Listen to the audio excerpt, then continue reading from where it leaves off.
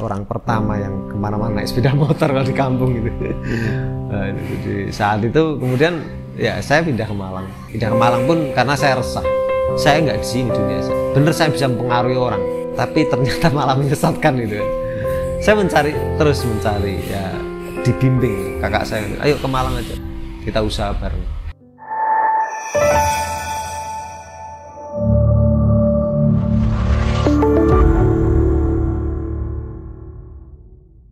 Saya selama ini saya membayangkan bahwa ternyata loh, Islam itu ternyata bukan hanya masalah sholat saja, bukan malah ternyata zakat saja, puasa saja, haji. Ternyata ada hal-hal yang lebih penting dan lebih banyak kita butuhkan untuk keseharian kita. Salah satu adalah konsep muamalah, konsep keluarga. Wah, akhirnya semakin serius tuh untuk belajar ke beliau. Saya memulai bisnis di saat itu akikah. Mulai pertama bisnis akikah atau jasa layanan catering ya, nasi kotak ya dan sebagainya. Jadi namanya brandnya namanya Abah Husein, ya, Abah Husein. Dan dimulai di 2011 kita udah mulai persiapan launching akhir-akhir ini.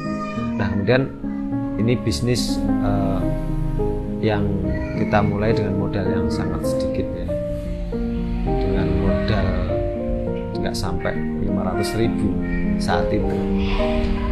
Kita mulai dengan apa yang ada ya. Setelah kemudian saya ketemu dengan guru-guru yang luar biasa, istilahnya itu benar-benar belajar lah tentang konsep bisnis itu kayak apa, belajar tentang konsep keuangan itu seperti apa.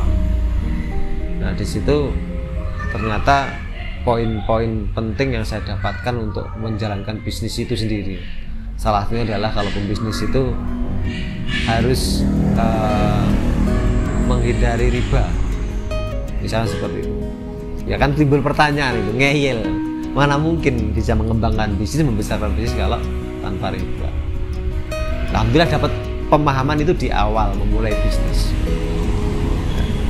Yang fenomena dari zaman sekarang adalah orang-orang kalau udah mentok, tumbang, bangkrut, baru belajar.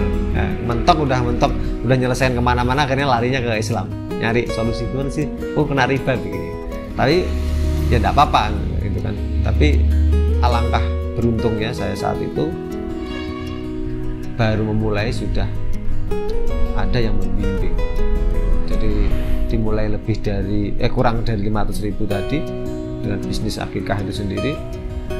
Ya alhamdulillah berjalan sampai sekarang. Bahkan pernah merambah di dunia properti syariah ya pernah yang in-house begitu ya. Kemudian catering pernikahan, kemudian penyewaan alat pesta, juga ya layanan-layanan pemesanan kuliner yang lain lah begitu. Saat itu, nah ini mungkin terkait dengan nama harus saya jelaskan kenapa Abah Husein.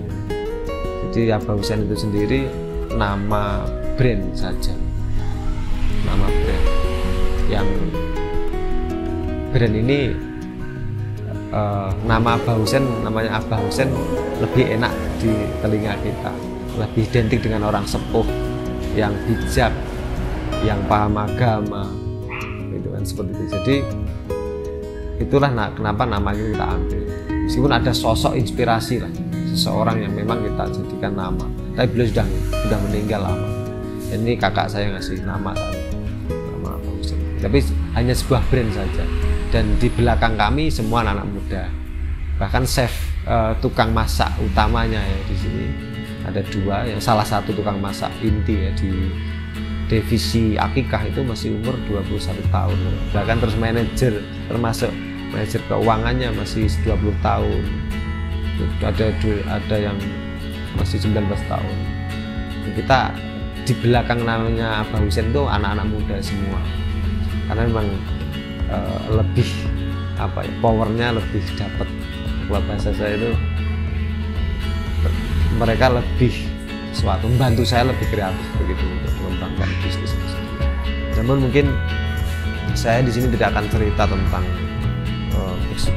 bisnis yang berjalan sudah lebih dari 10 tahun ini. Bukan tentang suksesnya atau omsetnya atau berapa hasil yang didapatkan, tapi yang jelas alhamdulillah sudah 10 tahun berjalan, pastinya bisnis itu ya berjalan. Artinya kalau dikatakan sukses ya mungkin bisa sedikit di bidang akikah, tapi kita pernah dan alhamdulillah tapi ternyata masih bertahan. Nah di sini saya ingin menekankan di bagian ini, andaikan mungkin saat itu kita mengembangkan bisnis ini dengan konsep ribawi atau konsep kita hutang bank dan sebagainya, ya mungkin sudah tumbang habis-habisan. Tapi kan alhamdulillah kita sudah tahu dan juga menggunakan itu, ya enjoy aja. Saya buka bisnis yang lain di saat itu ya, karena ada jualan itu cuma banting, ya sekarang sudah mulai. Jadi kenapa berjalan 10 tahun dengan manajemen, dengan anak-anak muda kok bisa jalan, bisa berkembang, bahkan beberapa unit bisnis berkembang. Nah ini ada penekanan yang saya sampaikan di sini, bahwa membangun bisnis itu adalah kita membangun SDM. Satu, yang kedua goalnya kan sukses.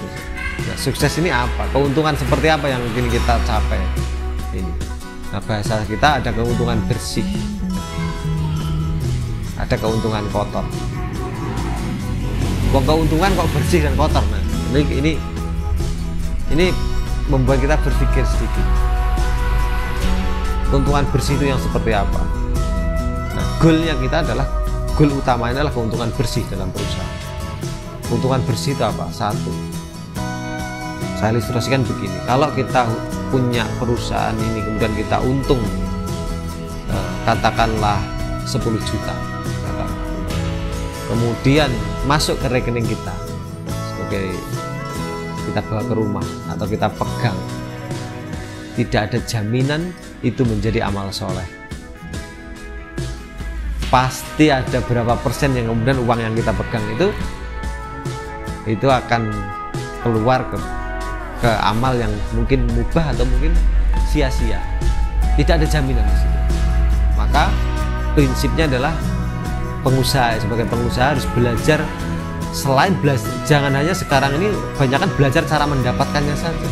Ternyata cara membelanjakan ini lebih penting daripada cara mendapatkan. Bahkan saya pernah sampaikan seorang guru menasihati saya, kalau kamu nggak bisa membelanjakan uangmu secara tepat, jadi secara tepat ini adalah tepat ini menurut standarnya apa, sebagai kita seorang muslim ya, maka lebih baik kamu miskin saja, karena cara membelanjakan ini lebih sulit daripada cara mendapatkan. Nah ini pengusaha zaman sekarang ini fokusnya mendapatkan tapi tidak pernah tahu belajar yang tepat cara menggunakannya. Berbeda dengan para sahabat, omsetnya besar, tahu cara membelanjakan dengan benar.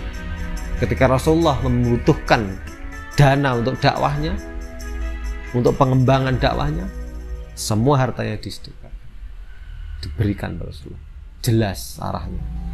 Dan itulah keuntungan matang. Nah makanya kami ada keuntungan matang lagi. Apa yang kedua? Keuntungan matangnya adalah karyawan kita ketika di sini 5 tahun kemudian keluar tidak bisa apa-apa, tetap hanya bisa bekerja seperti biasa, itu masih mentah. Tapi di sini kita terapkan, jadi ada 2 poin ya. Yang satu, keuntungan matang berupa materi ini, kalau dapat 10 juta maka tidak ada garansi. Tapi ketika kita sudah masukkan kos dalam perusahaan untuk pembinaan kajian, makanya di sini ada majelis anti galau setiap Rabu, kita berapa persen, ada kajian yang lain, ada juga saluran-saluran misalnya, kita salurkan ke beberapa yang harus memang untuk agama Allah gitu, untuk dakwah, untuk memperbaiki karyawan gitu. Maka di sini itulah keuntungan matang sebenarnya. Tapi itu masuk kos perusahaan, Mas. Jadi bukan diambil, bukan nunggu hasil dulu. pernah kita itu 2 bulan minus, tapi kos untuk itu nggak pernah dikurangi, tetap berjalan itu meskipun saya harus minus. Karena apa? Itu keuntungan bersih sudah. Jangan kemudian wah ini lagi minus, menunya diganti kerupuk aja ya untuk konsumsi ngaji. Enggak, tetap harus terbaik. Kalau saya mah harus saatnya jadwal sate ya harus sate. Karena itu adalah orang-orang yang ngaji di situ adalah orang yang berusaha hijrah.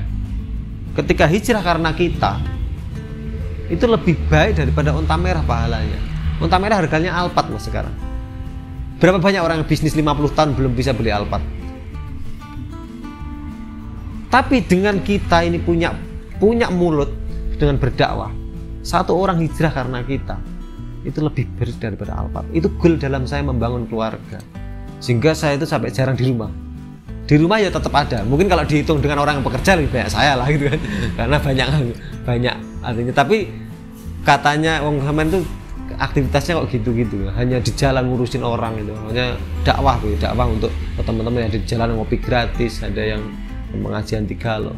Kenapa seperti itu? Karena itu saya breakdown dalam keluarga itu. Bahkan dalam perusahaan saya breakdown. Kita berapa tahun ini Alphard yang akan kita dapatkan? Alphard ini berarti unta merah ya. Maksudnya pahala orang hijrah itu sendiri. Kita breakdown ke perusahaan.